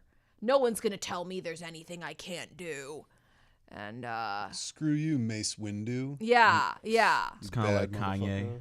Yeah. Wow. Yeah. Have you guys seen the conversation between Elon and Kanye, like back in the day? It's fucking hilarious. It's like, well, there's a meme about it. It's all like when special ed meets like autistic or something like that. It's fucking hilarious. He comes on. Man. Again, I'm not a fan of Elon, but I just think it's hilarious how he like comes on stage sometimes. Like he came on stage one time with a friggin' chainsaw. He's all like, "This is the chainsaw of bureaucracy," and he just fucking whips it around. That's Yeah. funny. Fucking hilarious. I feel like it's the same with Kanye. Where like I don't agree with the shit Kanye says and Yeah. does, but sometimes he pops off with the funniest stuff. Where he's like, all the rappers support each other. Like Tupac is Eminem's favorite rapper. Eminem is Tupac's favorite rapper. And I'm my favorite rapper. Like, it's gold. I get why him and Trump are friends. Right. Like, that shit's, even Trump, again, I don't agree with Trump. Sometimes he pops off with gold. Like, what, there's an interview where someone asks him what John 3:16 says. And he says, it says, if you trust Satan, you go to hell. No And way. like, and the guy goes, it's literally the opposite. And it's just so, like, and he's unironic. He's not trying to be funny. He's all like, "They're eating our dogs. They're eating our cats." Bro, that killed me, bro. Oh my In God. Springfield, they're eating our dogs. They're like, "No, the fuck, they're not." Who in Springfield is eating cats and dogs? He's like, the economy's bad. It's the transgenders. I'm like, how? Like, I know that the transgender people I know in like the comedy scene, none of them would be capable of impacting our economy enough. Right. No, there's no how. What connections? But Right. yeah. He's the type of person where it doesn't have to make sense to anybody as long as it makes sense to him. He's all like, "Well, it makes sense in my head." Yeah. And one of the things I'm kind of flustered with, and I was watching this interview with Elon Musk, and he's like, "Make comedy legal again," and it's like, bro, you're not a comedian though. You're like a public, I guess he's more a public official now, but you're in the public to be political, to make differences. You're not really here to be cracking jokes, you know? You're not a comic. Yeah. And also, comedy has never it's never been illegal. Like, again, it's such a cliche to be like freedom of speech isn't freedom of accountability, but like, if you look back at every single era of human history, there have been taboos, things you do and don't say. Like, and I'm a very free speech person. But if you walk into a club and you're saying the N-word and da-da-da-da-da, and the club owner doesn't want that, that's not their thing, as a business person, it's their right to not want you back. And, like, I look at the 70s, the 60s, every era of human history, there are things that people got upset if you said. Like, that is not new to right now, and people are acting like cancel culture is new. Like, you know, the Cold War and the the Red Scare, like all of these other things didn't happen. Like cancel culture's not new. That's all I'm saying. I agree with you. It's not new, but it's way more mainstream now. Yeah, to talk about it. But what it is though, it's holding people accountable for the actions they do and the words they say. Yeah. Right. Well, and like my mom, the Christian moms have been canceling shit for forever. Like my mom was part of the group of women who tried to cancel the Hallmark Channel because they had a gay character. My mom found a way my mom tried to cancel Michael Bublé in our house. She's like, it's his music. It's just too sexual. And I'm like, God damn it, Mom. It's Michael Bublé. Like, we couldn't watch The Little Mermaid because Ariel wore a bikini. Like, SpongeBob. She's like, he says the word butt a lot. That's very crass. Like, this woman canceled everything. And again, that's why I laugh when I hear these people talking about cancel culture. Her name is Marianne. I'm like, Marianne, you've been canceling everything forever. Like, you're just mad that the libs can do it too. Like, Right. Whatever. So My mom canceled Ben & Jerry's ice cream growing up. no, Yeah. were you eating too much Ben and Jerry's? Well, I had never had Ben & Jerry's as a kid. So my mom was a cop, right? And Yeah. apparently Ben & Jerry's were raising money to like get somebody out of jail. And my mom was like, these damn liberals are releasing cop killers on the street. You're never going to eat Ben & Jerry's. And I was like, all right, whatever. And it wasn't until I was in college and I was at the store with my roommate. And he's like, have you ever had Ben & Jerry's? I'm like, I've never once had Ben & Jerry's. And talk about a spiritual awakening. Cherry Chip Garcia. That stuff's no joke. Yeah. Yeah. I'm more of a fan of the Late Night Dough, the Jimmy Fallon one, or American Dream. That's a good one. That's very, very good. That's very good. But man, they're always trying to cancel some of the best stuff sometimes. Yeah, man. My mom canceled my dad. And she canceled a good childhood. Oh no. Just kidding. I love you, Mom. I have a friend who the mom heard that the guy who made complete cookies like hit his wife or something. And so she aggressively came up to him and said, I will never eat a complete cookie. And so we'll be in the grocery store in the protein section where they have like the protein bars, whatever, and we'll be like, never eat a complete cookie. Whoa. Yeah. Hey, but I guess that's the beauty of, your money being essentially how you vote or what you support and what you don't support. People canceling Chick-fil-A because they don't necessarily support the gay community, but that's, but damn, that chicken's good. Their peppermint shakes. Yeah. That's some good shakes. God, Why is it the delicious food has to be the homophobic food? right. I feel the same way about Harry Potter, where I was like, J.K. Rowling, God, why'd you ruin this? Right. True. Why couldn't you have just stuck to being the person who wrote great books? Why did you? Gosh darn it. But then that's the other thing, though, too, of like, staying in your lane, perhaps, because it's like she had the money in the bag, and she still does. Yeah. But like, you're not a politician. Like, yeah, your voice is important. Everyone's voice is important. Your opinion's important. But to the detriment of the youth, of the people who are consuming the things that you're making, it's like, dude, just like, you don't have to agree with it. Just keep your mouth shut. Yeah. We're totally happy that you just are the lady who wrote the Harry Potter books. Yeah. You have your billions. We love reading the books. Yeah. There goes your museum. Yeah. Yeah. Yeah, I mean, the Republicans will probably concoct a museum in her honor, but yeah, I do think it's interesting that it started out in the 90s and the 2000s that it was the conservatives who were burning her books. And now it's flipped completely and the conservatives love her and the liberal. I'm like, this woman is never not banned. But I wonder if it's going to flip again, where she's going to come out and be like, well, I don't like trans people, but, and the libs are going to be like, we like her again. Like, I don't know. And Kanye's going to be like, I told you she had the best books of all Yes! time. I always like J.K. Rowling. Yeah. Yeah. Taylor, I'm going to let you finish, but Harry Potter was one of the best series of all time. Yeah. Yo, he could do that. Fuck. I want Kanye to have a complete turnaround and change his mind about Taylor Swift. Like, you know how he watched 21 Jump Street and then said he liked Jewish people again? Because Jonah Hill was great in 21 Jump Street. That's the dividing factor? Did you never see that? No. So he was saying a bunch of anti-Semitic shit. This was years ago. And then he tweeted, Jonah Hill's performance in 21 Jump Street was great. I like Jewish people again. He did do that, bro. Oh my God. And it's like, what if Jonah Hill had done a bad job? Right? we've talked What do you about double down then? Like, Yeah. I told y'all. like what happens in the alternate timeline where Jonah Hill didn't do a good job? Yeah. What if there's like a race war? Whoa. And like what if we're in like apocalyptic times because Jonah Hill did a bad job? Like what if he saved the world with his great performance? The faith of the world was in Jonah Hill. Jonah this whole Hill's time. hands, I'd yeah. like to believe that. Yeah. The hero we all really need. Yes, Jonah Hill. Exactly. It all started from a young man just sitting around drawing dicks. Look at him now. Saving the world. Exactly. You We never need- know the impact you're gonna make. We need another super bad movie. Yeah. Oh, we yeah. should. A super bad sequel? Mm-hmm. Them All in grown up? college. That would be funny. They're a little old now. I don't know if That's they true. could be in college. They're the teachers now, maybe. Well, they played high school characters in 21 Jump Street, so Yeah, that is true. Makeup and CGI can go a long way. yeah. Yeah. Man. What are some of your favorite movies? Donnie Darko's my number one. Ooh. I'm actually wearing Frank right now. Hey. I love this movie. I watch it over and over and over and over and over and over.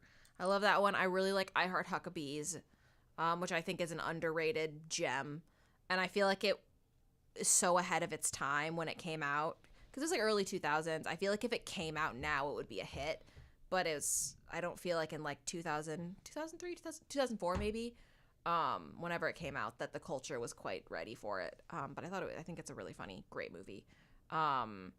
And I like that movie. I like V for Vendetta. That one's solid. I joked to that the people who were there's a part in V for Vendetta where they're like storming up the Capitol steps. And I was like, this is what the guys in January 6th thought they were doing. Like they 2000% thought it was V for Vendetta. Oh my God. And that they were this cool, and actually it's just these idiot guys. But they thought it was V for Vendetta in their heads. Dummies. So I know a scary thought about that. Someone told me this the other day, and I was like, and it totally flipped the way I looked at it. 50 years from now, they're going to have reenactments of that, No way. of the yeah. Capitol storming. They Yeah. might do that. There's going to be like a young kid with like a buffalo hat sitting in the front row, like cheering him on. Yeah. Isn't that weird and scary Yes, to think? it is scary. Yeah. What a weird time to be It alive. is a weird. I've talked with Kyle and Jeremy about writing a musical about January 6th. That would be hilarious.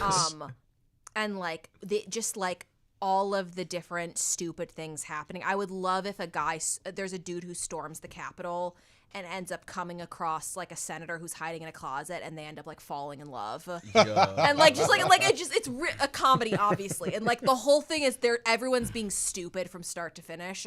But I think it'd be really entertaining and just like a fun way to kind of comment on the state of affairs in America. That's funny. Yeah. That's funny. And that would make some right-wing nut jobs' heads explode. Horn. Yeah, exactly. This movie's trying to make us gay. God Yeah. damn it. They turned the frogs gay. Now the Frogs are gay, the kids are gay. First Yeah. Budweiser, or who was it? Bud Light? Oh yeah, Bud Light's Light. gay. Bud Light tries to Bud turn Light's us gay. Oh my god. Oops, sorry. Oh, man. Hey, we do have some comments here in the comments section. Oh. My dad comment. He said, yeah, "What's up, Dad? Good to see you." He said, "MGW." I don't really know what that means, Dad. Elaborate, please. What is MGW? What is MGW? I don't know. All these boomers with their I don't see any comments. they're in the side there. Live Oh. chat comments. I guess I'm just real dumb. Dad, please elaborate on MGW, or not if it's not appropriate. I don't really know. Also, we have Rich from Val and the Villains. Oh, Hey, Rich. Hi, what's up, Rich. Good to see you, buddy. I totally just lost the chat. Where did the chat go? Here's the chat. Rich is saying, "Hey guys, Val and the Villains. That's a tear-jerking story about your mom in the IC." Thank you, Rich. Appreciate it, brother. But it made me the man I am today. I appreciate that. And he's also said, yes, any art form is good to help and deal with pain for yourself and perhaps others. Absolutely. Good. Thank you, Rich. Yeah, Shout thanks, out Rich. Val and the Billings. Yeah, thanks, Val and the Villains. Appreciate you guys. Thank you so much. Was there ever a moment in your life where you went through something traumatic and then you used your art to you caressed all those feelings and pushed it towards your art? Yeah. Well, I mean, growing up in a fundamentalist environment was definitely traumatic. and I've put that into Faceplant, and I've put that into Active Faith. And I don't just want to be walking around like, oh, sad things happen. Like, I want to do something productive about it. And that's, I feel like the best way always to cope with something bad happening is turning it around as a way that it could help other people. Like you were saying, you went through this thing with your mom, and now you're doing these costume things with the hospital with these kids, you're doing comedy, and you're using this traumatic thing to help everyone.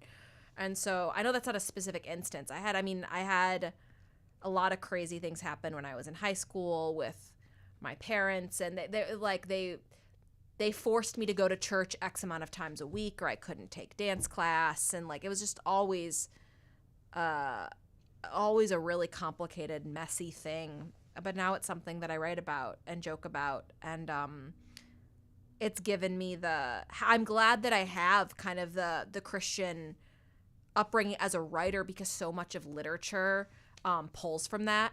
And so like Moby Dick, or like fucking even like Harry Potter, there's some Christian symbolism woven through there. I feel like it gives me sometimes a framework to understand literature a little quicker.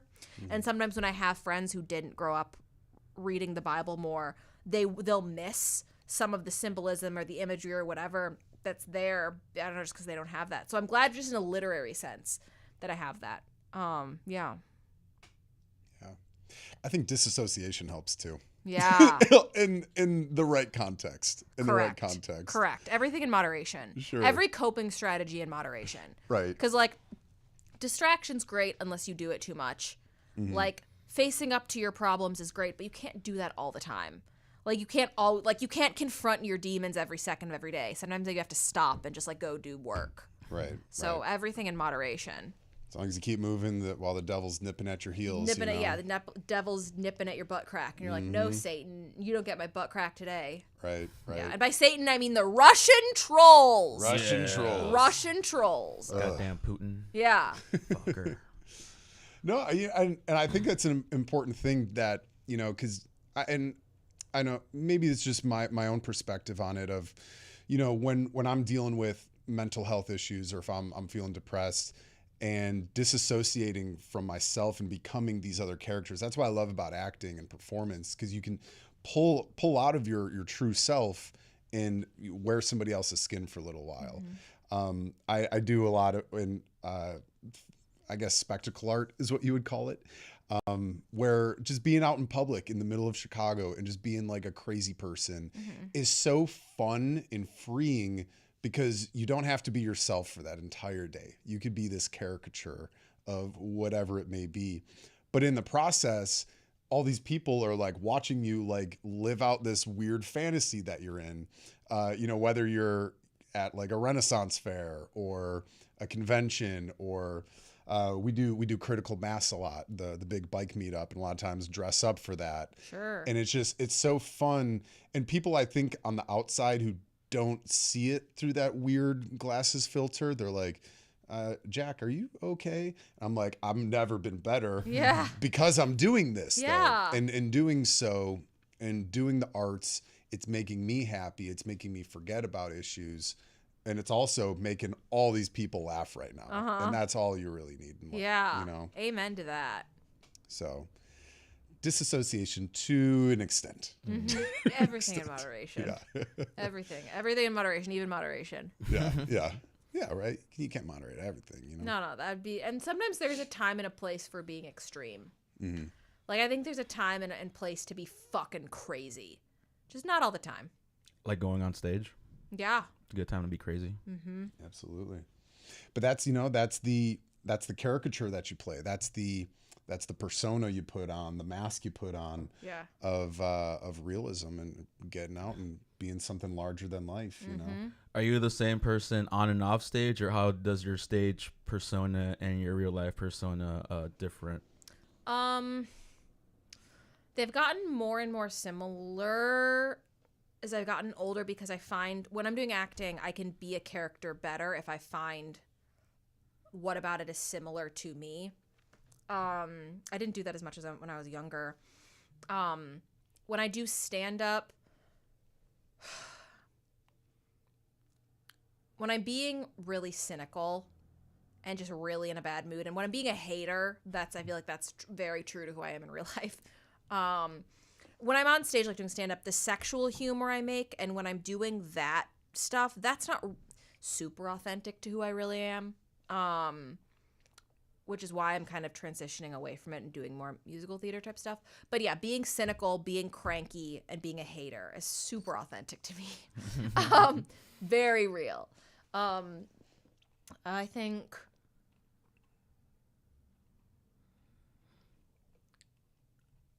I like to this one of my favorite characters to do, which is not who I am, is I like to do this voice. And it's my like Karen voice, and I picture it as like suburban mom voice, and I like to do that one. But yeah, who I am is a little bit of a hater, so that's me. Authentic hater. Authentic hater, yeah. Are there any roles out there that you've always dreamed of doing? I'd love to do Maria Dmitrievna in Natasha Peer in the Great Comet of 1812. Eventually, I want to be in Groundhog Day at some point. Probably as one of the ensemble people. There's a couple really goofy, kooky people in the town that I feel like I could do. Groundhog Day is a hard show just because you repeat the same scenes over and over, but it's one of my favorite shows, so I want to do that at some point. And then I've always wanted to do Gertrude McFuzz musical. And yeah. I wanted to, there's other ones if I thought more deeply, but yeah. Yeah. Those are fun. Hey, well, we're getting just about that time to start wrapping up here. Time flies, huh? Time flies. Yeah. Are there any last messages you'd like to send out to the world? If you like this podcast, please check out Act of Faith. Act of Faith, you can watch it on Tubi for free. You can watch it on Prime. You don't have to download Tubi or pay for it. It's just a website. There you go. You can go to www.actoffaithshow.com for all the streaming links as well. My Instagram is at dananorriskicksass if you want to see more stand-up or comedy. Those are my last messages. Try not to suck. Be nice to someone. Don't There you suck. go. Yeah. Don't suck. Humans Remember suck. that. Yeah, we all suck. Try not to do it. Try not. Be better. Yeah. Yeah. Just suck less. Everyone sucks. Suck a little bit less every day. Right. Yeah.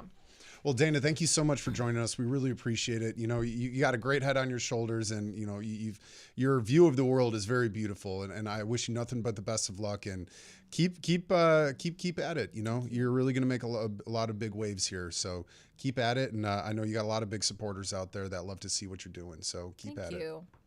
Appreciate it. And thank you for coming on the show. We greatly appreciate you. Thank you for having me. Absolutely. Well, we're going to roll it on out of here. Again, if you guys want to check out any of Dana Norris's stuff, we have all of her information down in the description below. Please check out her TV show. Again, all of that stuff is going to be down in the description below. Give her a like, give her a follow. Let her know that Hawk Wind sent you. But by the end of every show, we always like to send everybody off with a little encouragement or a little homework to do for the next week. What you got for them, Jack? I think Dana just hit it right there on the head. Everybody try to just suck less. Suck less, be nicer. Actually, I'm going to change that to be good, because you could be nice, but not be good. Be good, make people laugh. Reach out to somebody who you've never talked to before. It could be somebody walking down the street. Try to make them laugh. There's all these little moments of joy in life. And like you said, with people who come in and out of your life, and I believe that too, that they're a form of God. They're the face of God coming into your life for whatever reason. And imagine being a comedic God. Go out there, make somebody laugh, even if it's something silly of you tripping over your own shoelaces or whatever it may be. You really have no idea what somebody's going through in their day-to-day life. And Can you imagine like God doing stand-up in heaven? Oh, that would be funny. That would be so funny. So what's the deal with the devil? Am I right? And so I gave this animal some horns. Take that. You want to know my best joke? Look at a platypus. Oh, hey. Tough crowd. But no, be good. Be kind to people. Be a good person. And Don't suck. Don't suck. You got any messages for everyone before we head out? Do suck. I'm just kidding. No, I agree with you, man. Yeah, pretty good. Spread some joy. Little moments. Every moment of your life can be a moment to spread kindness. I like racks in more ways than one. I like racks too. But the acronym RAC, random act of RAK, random act of kindness, random act of kindness, random act of compassion, random act of humor. Rah, rah, rah. So go be little dinosaurs. Go make some people laugh. We love you here at Hawk Wins. Thank you guys again for joining us tonight. If you like the show, please hit like and subscribe. Share it with your friends. Share it with your girlfriend. Share it with your wife. Just don't share it to them in the same group message. And again, thank you guys so much for joining us. We got a lot of really fun stuff on the horizon. Check out our live show coming up April 18th at Reggie's Rock House. It's going to be a really great time. And be on the lookout for what we're going to be doing here with Hawk Wins. There's a wind of change coming along, some good things are on the horizon. And we're really excited to get out and meet you guys firsthand. We've met a lot of really great people along the way here, a lot of great people commenting in our comment sections. And we're really just looking forward to meeting you guys in person and shaking your hand and spreading some smiles. Yeah. So from all of us here at Hawk Wins Radio Picture Show to wherever you are out there, remember, you can be the light at the end of the tunnel. My name is Jack Dwyer. And I'm Jay Smooth. Thank you guys for watching Hawk Wins.